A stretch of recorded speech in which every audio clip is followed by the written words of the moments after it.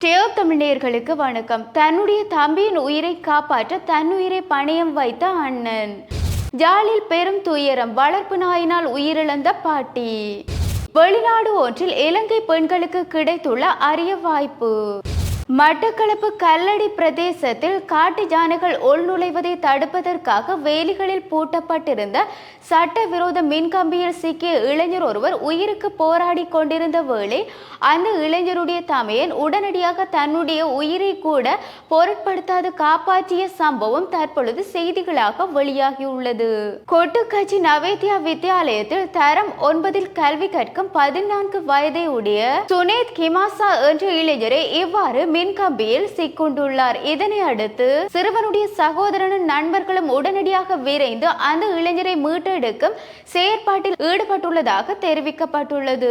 ஆகவே இந்த சம்பவத்திற்கு முகம் கொடுத்த தம்பி தன்னுடைய வீட்டின் அருகில் உள்ள கருவேப்பிலையை பறிப்பதற்காக சென்ற வேளையிலே இந்த சட்டவிரோத மின்கம்பியில் சிக்கியுள்ளார். இதனையடுத்து அந்த சிறுவன் உயிருக்கு போராடி கொண்டிருந்த வேளை விரைந்து செயற்பட்ட அந்த சிறுவனுடைய அண்ணன் தன்னுடைய உயிரை பணியம் வைத்து தன்னுடைய தம்பியின் கால்களை பிடித்து மீட்டெடுக்கும் செயற்பாட்டில் தன்னுடைய நண்பர்களுடன் சேர்ந்து இணைந்துள்ளார். என்னும் அவர்களுடைய செயற்பாட்டின் மூலம் அந்த சிறுவன் காப்பாற்றப்பட்டுள்ளார். ஆகவே இந்த செயற்பாடு ஆனது அனைவரையும் மெய்சிலிருக்க வைத்துள்ளது. தன்னுடைய தம்பியை காப்பாற்றுவதற்காக தன்னுயிரை கூட பொருட்படுத்தாது இவ்வாறு விரைந்து செயற்பட்ட தமையன் குறித்து பல தரப்பினரும் நல்ல விதமான கருத்துக்களை பதிவிட்டு வருகின்றனர். யாழ்ப்பாண பகுதி வளப்பு நாய் கடித்து மூதாட்டி ஒருவர் சிகிச்சை பலனின்றி உயிரிழந்துள்ள சம்பவம் துயரத்தை ஏற்படுத்தியுள்ளது. சம்பவத்தில் தெரிய வருகையில் பன்னார் பண்ணையை சேர்ந்த மகேந்திரன் சாந்தி என்ற 62 வயது உடைய மூதாட்டி ஒருவரை தன்னுடைய வளர்ப்பு நாயின் கடிக்கு உள்ளாகியுள்ளார். இன்னும் அவருடைய உடலில் நாய் கடித்த பகுதிகளில் இரத்த கசிவுகள் ஏற்பட்டுள்ளதாகவும்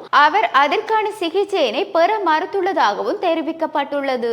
சில வாரங்களின் பின்னதாக மூதாட்டியுடைய உடலில் தோல் வருத்தம் ஏற்பட்டுள்ளதை அடுத்து அவர் உடனடியாக ஜாழ் போதனா வைத்தியசாலையில் அனுமதிக்கப்பட்டுள்ளார்.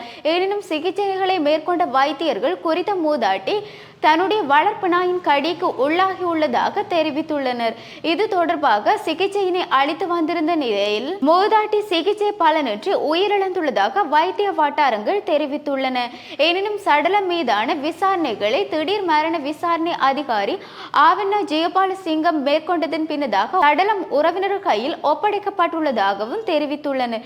எனினும் இந்த சம்பவம் தொடர்பான விசாரணைகளை மேற்கொண்டு வருகின்றமையும் குறிப்பிடத்தக்கது. இலங்கை பெண்களுக்கு தென்கொரியாவில் கடல் தொழில் பணியில் ஈடுபடுவதற்கான வாய்ப்பு அளிக்கப்பட்டுள்ளதாக தெரிவிக்கப்பட்டுள்ளது. இதன்படி கடல் தொழில் துறைக்கு தொழிலுக்காக இலங்கையிலிருந்து 120 பேர் கொண்ட குழுவினர் இன்றைய தினம் அனுப்பி வைக்கப்பட்டுள்ளதாகவும் இலங்கை வெளிநாட்டு வேலை வாய்ப்பு பணியகம் அறிவித்துள்ளது. இந்த குழுவில் 3 பெண்கள் அடங்கியுள்ள நிலையில் தென்கொரியா மற்றும் இலங்கை அரசுக்கு இடையிலான புரிந்துணர்வு ஒப்பந்தத்தின்படி இலங்கைக்கு இந்த தொழில் வாய்ப்பு கிடைத்துள்ளதாக தெரிவிக்கப்பட்டுள்ளது. மேலும் இந்த வேலை திட்டத்தினை இலங்கை வெளிநாட்டு வேலை வாய்ப்பு பணியகம் முன்னெடுக்கின்றமையும் குறிப்பிடத்தக்கது. இவ்வாறு எங்களுடைய செய்திகளை அறிவதற்கு www.tamil24.com இணையதளத்தினூடாக பிரவேசியுங்கள். வணக்கம்.